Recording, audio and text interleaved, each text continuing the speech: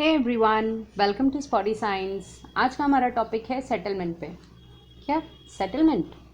Atoms का settlement, उसी को तो वैलेंसी कहते हैं। नहीं समझे? तो चलो वीडियो को पूरी देखो, आप समझ जाओगे कि वैलेंसी क्या है, उसे फाइंड आउट कैसे करते हैं, बोर्स एटॉमिक मॉडल क्या है और ये इतनी इम्पॉर्टेंट क्यों है as a base in chemistry. और वीडियो के एंड में मैं दूंगी आपको एक एडिशनल इन्फॉर्मेशन जो बहुत ज़्यादा यूज़फुल है आप बेस क्लियर करने के लिए। तो चलिए शुरू करते हैं आज की video.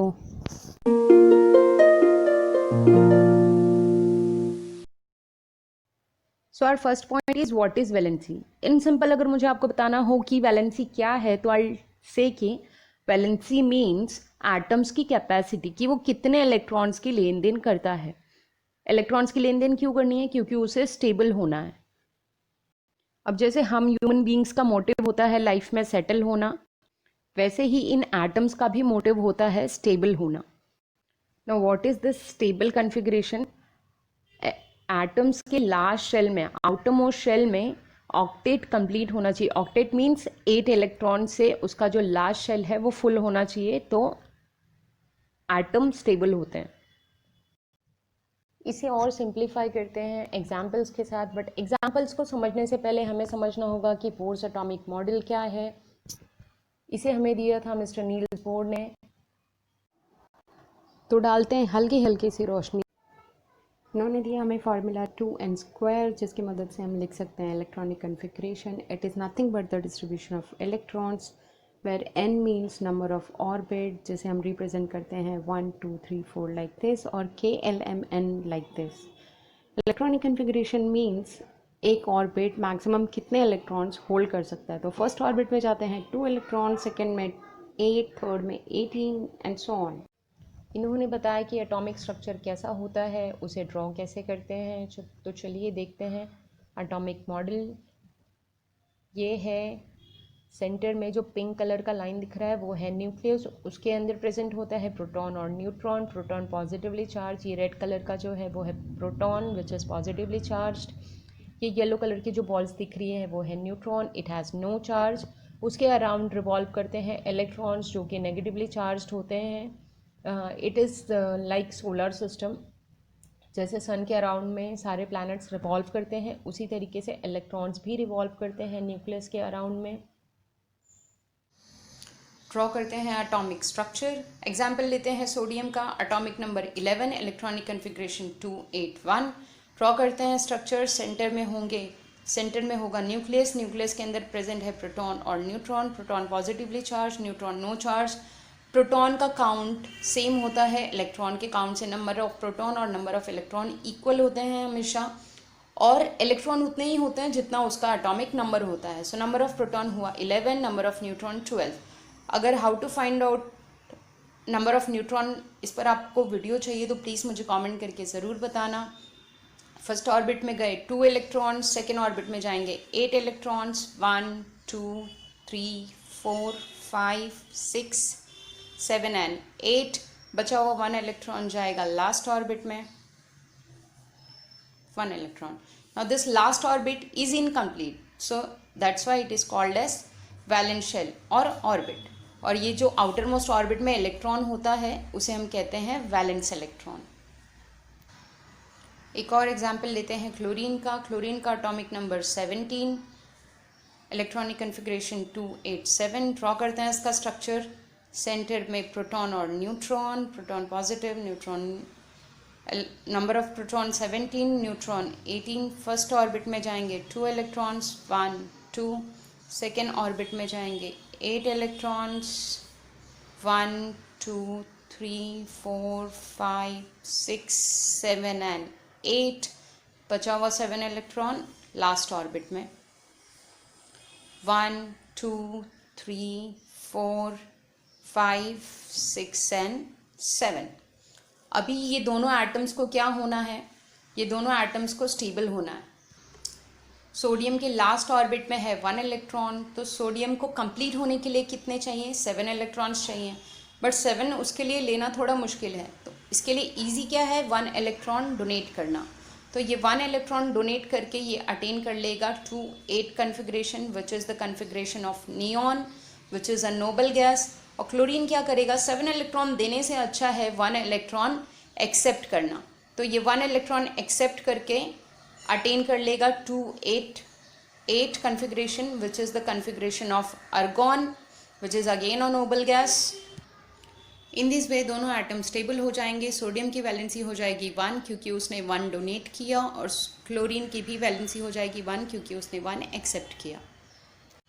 Guys, these all things are really important. Make sure कि atomic number, electronic configuration, valency, ये सारे कंसेप्ट आपके एकदम क्लियर हों। बिना इसके आप केमिस्ट्री में आगे नहीं बढ़ सकते, वेदर इट इज़ इनऑर्गेनिक और organic. Here we have few more examples: beryllium, nitrogen, carbon and fluorine. Beryllium का atomic number है 4. गाइस, वैलेंसी फाइंड आउट करने के लिए आपको एटॉमिक नंबर पता होने चाहिए, और अगर आपको एटॉमिक नंबर नहीं पता है तो आप वैलेंसी नहीं फाइंड आउट कर सकते।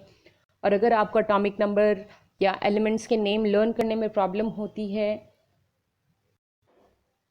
तो go and check out this video का लिंक मैंने डिस्क्रिप्शन बॉक्स में दे दिया है। इस वीडियो में आपको ईजीएस्ट ट्रिक मिलेगी जिससे आप एटॉमिक नंबर और एलिमेंट्स के नेम ईजीली लर्न कर सकते हैं।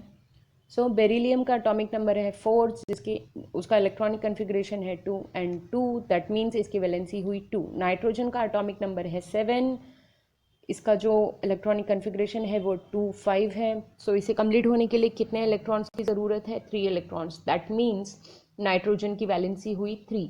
Carbon electronic configuration 2 and 4, atomic number 6, इसे कंप्लीट होने के लिए कितने इलेक्ट्रॉन्स चाहिए, 4 इलेक्ट्रॉन, दैट मीन्स इसकी वैलेंसी हुई 4।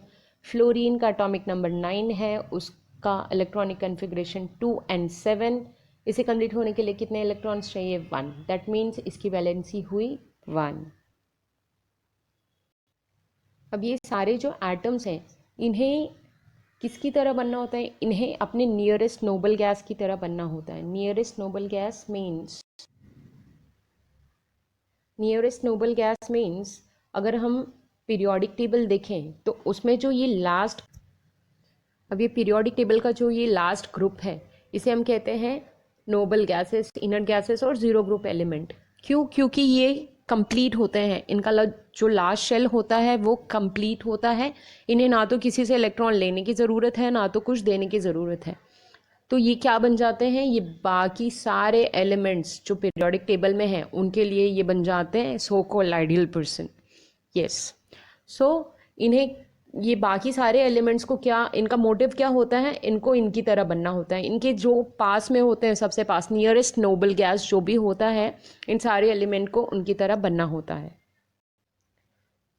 सो हम 1 to 20 तक के एलिमेंट्स देखते हैं। सो विल गोइंग टू सी कि 1 to 20 तक के जो एलिमेंट्स हैं उनकी वैलेंसी क्या होती है। ये फर्स्ट यहाँ पे जो है ये है एलिमेंट्स का सिंबल, ये है उनके एटॉमिक नंबर और यहाँ है उनका इलेक्ट्रॉनिक कन्फिग्रेशन। अभी इलेक्ट्रॉनिक कन्फिग्रेशन की हेल्प से हम फाइंड आउट करेंगे एटम्स की वैलेंसी। फर्स्ट हाइड्रोजन है, इलेक्ट्रॉनिक कन्फिग्रेशन 1, तो उसकी वैलेंसी हुई 1। हीलियम 2, वो ऑलरेडी वो कंप्लीट है। लिथियम इलेक्ट्रॉनिक कन्फिग्रेशन 2-1, तो लास्ट शेल में है 1 इलेक्ट्रॉन, तो उसकी वैलेंसी हुई 1। बेरिलियम लास्ट शेल में 2 इलेक्ट्रॉन्स, वैलेंसी हुई 2। बोरॉन 3, तो उसके वैलेंसी हुई 3। कार्बन 4, तो वैलेंसी हुई 4। नाइट्रोजन 5, तो ये 5 इलेक्ट्रॉन दे नहीं सकता, तो ये क्या करेगा, 3 इलेक्ट्रॉन्स लेगा, दैट मीन्स इसकी वैलेंसी हुई 3। ऑक्सीजन 6, इसे कितना लेना है, 2 इलेक्ट्रॉन्स लेने हैं, तो कंप्लीट हो जाएगा, तो वैलेंसी हुई 2। फ्लोरीन 7, तो इसे कितने इलेक्ट्रॉन्स चाहिए, 1। अभी नियॉन क्या है, नोबल गैस है, उसे कुछ लेने देने की ज़रूरत नहीं है। Sodium atomic number 11, electronic configuration 2-8-1, तो लास्ट वैलेंस शेल में 1 इलेक्ट्रॉन है, दैट मीन्स इसकी वैलेंसी हुई 1।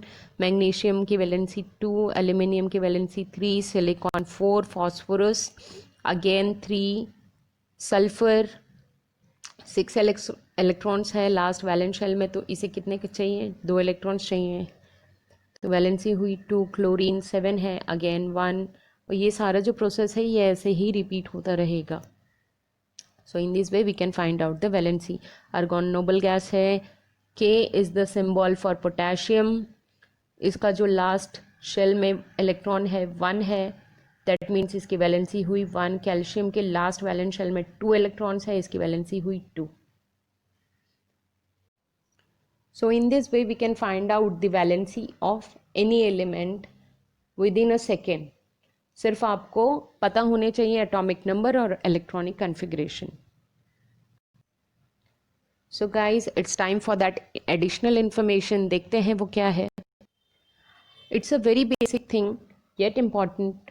जब आप हाइड्रोकार्बन पढ़ेंगे या अल्केन अल्किन अल्काइंस पढ़ेंगे तो ये बहुत काम आएंगे आपके.